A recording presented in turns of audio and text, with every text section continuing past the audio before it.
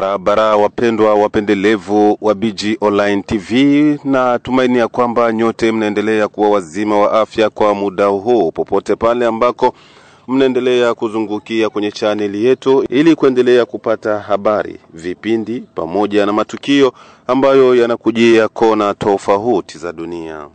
Leo tunakuletea habari mpendwa mpendelevu ambazo zilizojiri sehemu tofauti hasa mashariki mwa Jamhuri ya Kidemokrasia ya Kongo. Leo ni tariki 8 Mei 2025. Tuanze habari zetu za siku ya leo na habari hizi za mapambano.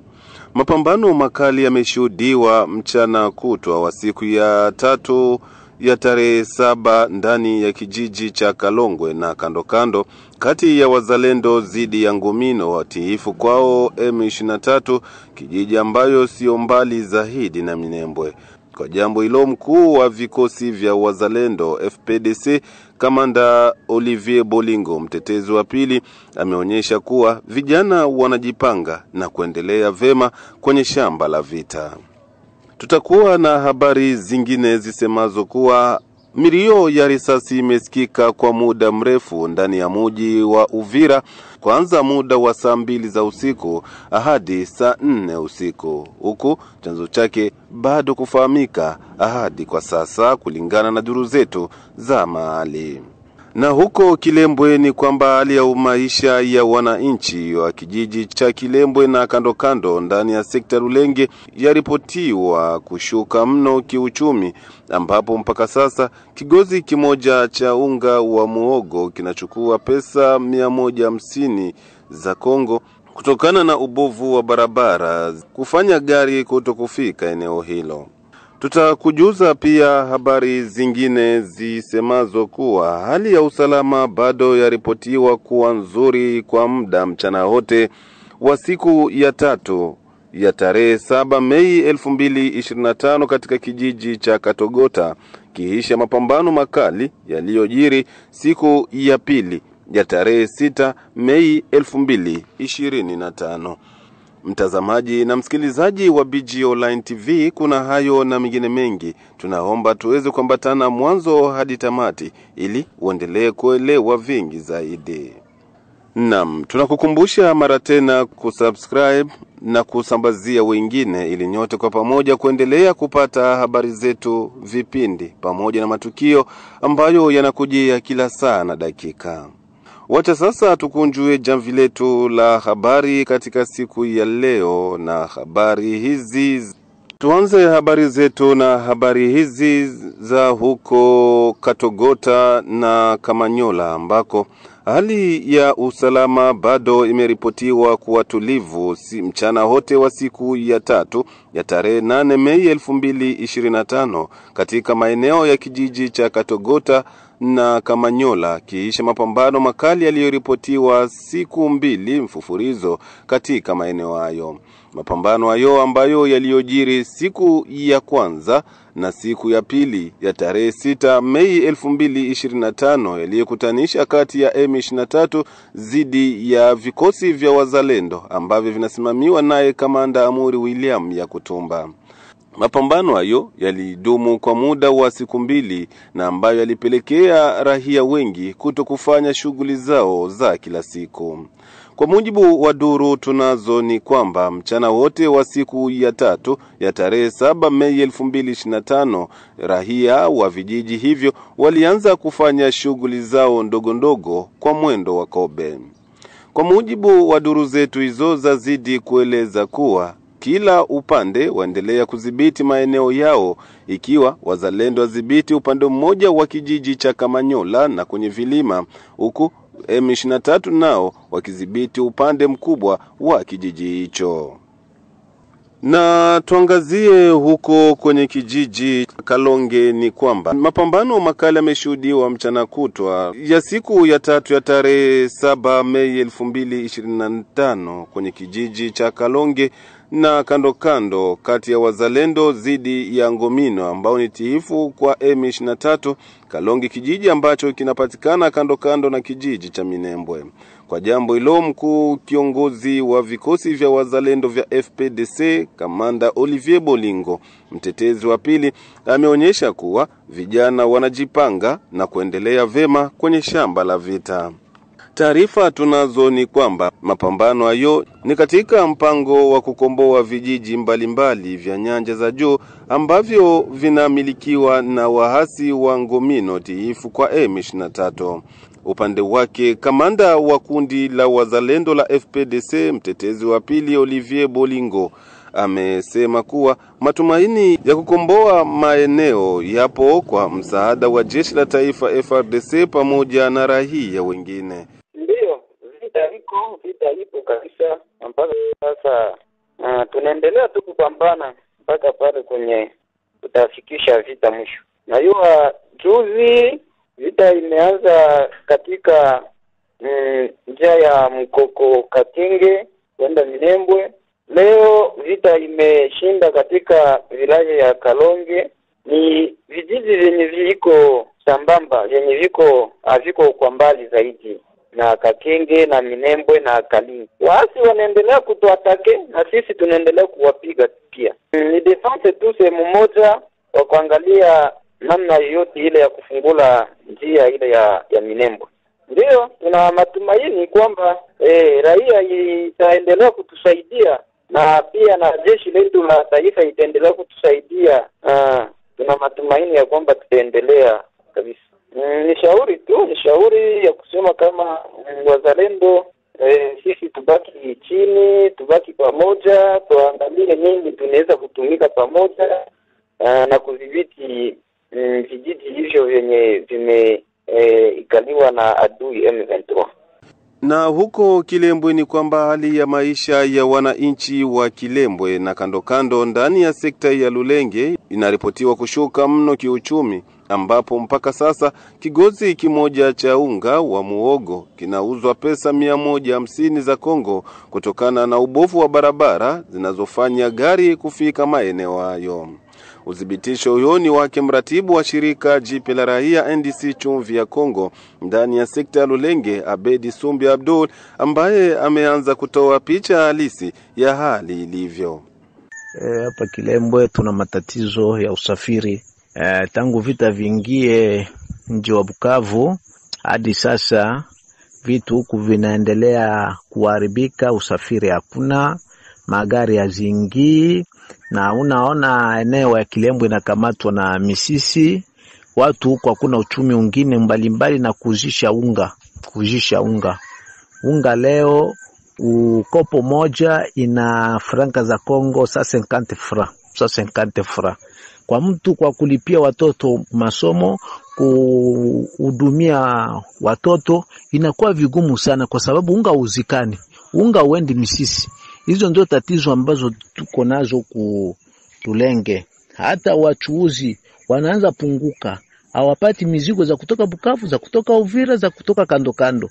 Na hivi sura ya hata ya Chumvi inaanza onyesha kwenda na panda kwa sababu hakuna usafiri. Na hiyo ndio matatizo ambayo tuko nayo huku Lulenge. Kusikia na kuona ni vitu tofauti ndugu yangu. Manyema kuko nini? Manyema sina dependre nayo na huku. Barabara ya kutoka hapa na kuelekea mpaka Kindu. Si ni mbovu kupita kutoka hapo kuja huko. Mbovu sana. Wakati ya Banduri ilitengeneza, wote usafiri ulikuwa natoka vitu biashara kutoka kule wote kupeleka Misisi. Na biashara vinatoka Bukavu vinaenda kule mpaka Kindu. Ingekuwa sema kuna utajiri na kuna biashara ambavyo vinahitajika, singekuwa umuhimu sana. Nao unga na vingine vyote kule vinachelewea kule, hakuna watu wa kuvinunua. Hizo ndio tatizo ndugu yangu. Hakuna magari aseme zitakuwa za kufanya usafiri. Gari hizo zinatokea huko Uvira, Bukavu. Ndio kunatokea gari za kufanya usafiri huku wa kupeleka biashara vya aina vyote, vya kulimwa, vya manufacture, vyote vinatokea huko. Ndio matatizo ambayo iko huko hiyo. Hakuna ambalo linaweza likawezekane kabisa. Watu wote wanadependre na huko. Hata hivyo vifo kwa watoto vinaendelea. vinaendelea kwa ukosefu wa huduma za dawa hazionekani. Hapa tulikuwa na ONG ya EMC mpaka sasa, baadhi yao ilikuwa Goma, na hivi Goma gisi baadhi ilikuwa Goma na kamatwa, hakuna lolote ambalo linaendelea. Watu wanaathirika ovyo ovyo, huduma hakuna, watoto wanakufa leo kama kesho, kila leo watoto wanafariki kama vile watu wazima, dawa hakuna. Hivyo vyote vinachangia sababu ya ukosefu wa usafiri, sababu ya vita ambavyo vinaendelea, watu wanaathirika sana. Hata dawa ndani ya mafarmasi zinaanza malizika, watu wataishi namna gani ndani ya jiji la Kilemu? Mpendwa mtazamaji wa BG Online TV, hii ambayo unaendelea kuitegea sikio ni taarifa ya habari inayokujia kwa sasa kutoka mashariki mwa Jamhuri ya Kidemokrasia ya Kongo. Tuangazie huko Uvira ambako milio ya risasi imesikika kwa wingi ndani ya mji wa Uvira kuanza muda wa saa 2 za usiku hadi saa 4 usiku. Milio ya risasi hiyo ambayo ilipigwa kwa silaha nzito na ndogo, ambako hadi sasa sababu ya risasi hizo bado kujulikana. Raia wa mji wa Uvira walijawa na wasiwasi mkubwa kisha risasi hizo ambazo zilianza kulia ndani ya mji huo, na hivyo iliwapelekea wasiwasi ya kufikiri kwamba tayari adui M23 ameingia ndani ya mji huo. Mengi zaidi kuhusiana na habari hizi ni katika taarifa zetu zinazofuata. Tuangazie na huko Luhinja ndani ya tarafa la Mwenga, mkoa huu wa Kivu ya Kusini, ni kwamba hali ya mapambano imeshuhudiwa mara tena mchana wa siku ya tatu ya tarehe 7 Mei 2025 kati ya vikosi vya wazalendo dhidi ya M23 katika maeneo hayo. Risasi hizo zimeanza asubuhi mapema kwa mapambano hayo yaliyokutanisha pande zote mbili, na kufika muda wa jioni mapambano hayo yaliweza kusitishwa. Kwa mujibu wa duru zetu za habari kutoka maeneo hayo, zaeleza kwamba katika kijiji cha Luhinja kwa sasa wazalendo ndio wamiliki upande mdogo, huku M23 wakimiliki kipande kikubwa cha kijiji hicho. Tuendelee na habari zetu hizi na habari za ndani ya mji wa Baraka. Baraza la vijana mjini Baraka laandaa kuendesha mjadala ambao utakao kusanya raia wa tabaka tofauti siku ya posho ya tarehe 10 Mei 2025 kwa malengo ya kujua kila mmoja mchango wake kwa wakati huu wa machafuko ya kivita mashariki mwa Jamhuri ya Kidemokrasia ya Kongo. Wakili De Gaulle Malembe Wekubo, mwenyekiti wa muundo huo mjini Baraka, amesema kulingana na hali ya sasa ni vema kila raia kujua mchango wake ili kuokoa nchi ya Jamhuri ya Kidemokrasia ya Kongo, hasa mkoa wa Kivu ya Kusini kwa wakati huu. De Gaulle Malembe Wekubo anaeleza afuatayo. Conseil urbain jeunesse tunaorganize conférence débat, itakuwa samedi le 10 ya hii mwezi, takuwa mule musala jeunesse. Hata kama yaisha, hata kwa tunahangaika kutafuta sala or tuko na sala yenyewe iko najengewa na itaweza karibisha watu kuparticiper kuile conférence débat mule musala jeunesse.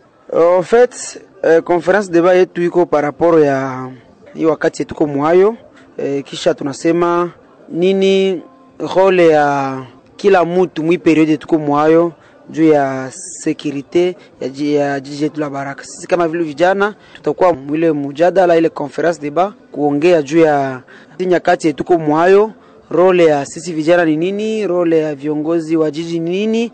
Alors itakuwa espace yenye tuna créer na wakati yenye tutapatia jeunesse yote ya vile yote ya Baraka de Kandali mpaka Katanga, sote tukutanane pale tuongee, kila mtu alete mawazo yake.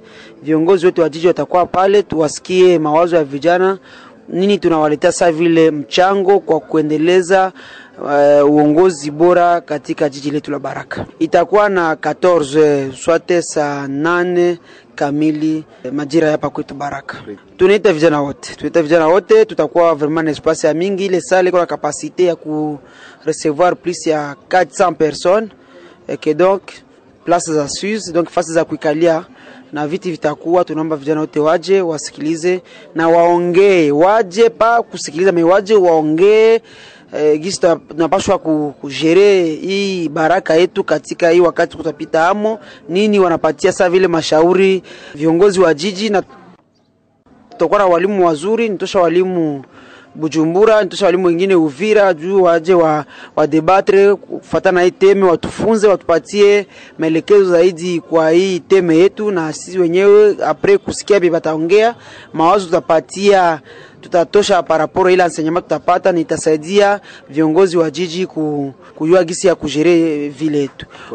Odela ya ile ingine haiko kila jeune njoko na possibilité ya kupana proposition yake juu ya gestion ya mwingine mwi periode surtout na mere imfikie wala viongozi wengine wa jiji wafikie. Hii cadre yenyewe tuna créer ya conference débat ita permettre kila yote yule mwiko na mawazo yake ayongee na viongozi wataiprendre en compte. Vijana wengi wako na mawazo mzuri ya kujere vile yetu me abana ile possibilité ya kuongea na wasikilize. Mimi nafikiri kama ni muda mwafaka espace yenyewe tuna créer kwa jeune yote mwiko na mawazo juu ya gestion ya nchi surtout ya vile tu baraka surtout periode tuko mwayo, viongozi wasikie na sisi wenyewe viongozi wa vijana tupate kuwasikiliza. Mada yenyewe tumechagua kufuatana na muda ambao tuko mwayo. Il est vrai que tuko na mateme za mingi zenye ma conference faut organiser na jeunesse, mais hii moja kwanza iko par rapport ya hii hali tungaliki mwayo, watu wote wanaelewa hali yenyewe tuko mwayo. Naomba vijana wengi waje kuile conference yetu wakiwe waongee pa kusikiliza, waje waongee mawazo yao, wa mama wa dada wazee waje wasindikize vijana. Kwa hiyo naita population yote ya Baraka ikuye pour que permet isikie na yeye mwenyewe kwa mawazo yake, isikie tu mawazo ya kuongea wakati tuko mabibanda ya cafe chini ya muti. Hapana, waje tutainvite ba autorite yote ya vila Baraka, mwenyewe kwa mawazo yake aje aongee librement na watu wamsikilize na waangalie gisi mji wetu unapashwa endelea.